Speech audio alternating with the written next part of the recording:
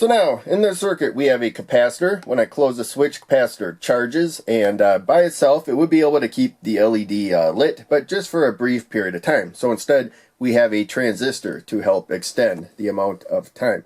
We'll zoom in and take a closer look. So we got positive supply there. When I close the switch, the capacitor charges through a 100 ohm resistor, 100 microfarad capacitor. Also, current's going to flow through this 10K resistor, base to emitter, and turn the transistor on fully. You just need a little bit of base to emitter current to turn it on fully. When we release the switch though, the capacitor has a stored charge. So it's going to keep current flowing through the base to emitter of the NPN bipolar junction transistor. I'm using a 2N3904. So it's going to keep the transistor on.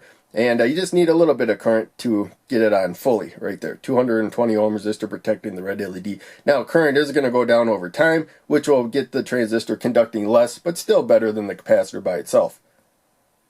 And here is the schematic diagram I drew for the circuit. So we have the switch there. We close it, that charges the capacitor. It also allows a little bit of base to emitter current to go through the transistor, 2N3904, an NPN bipolar junction transistor, to turn it on.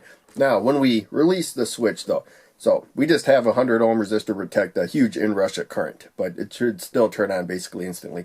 So we open the switch, now the capacitor has stored charge, and it keeps putting current through the base to emitter, set by the resistance there too as well. But in any case, for a while the transistor is going to be on fully. As the voltage goes down, current's going to go down, and ultimately it will get the transistor where it's not conducting fully anymore, but still conducting a lot better than the base to emitter current. And then when the base to emitter current stops, then the LED will finally be off, but it will fade off.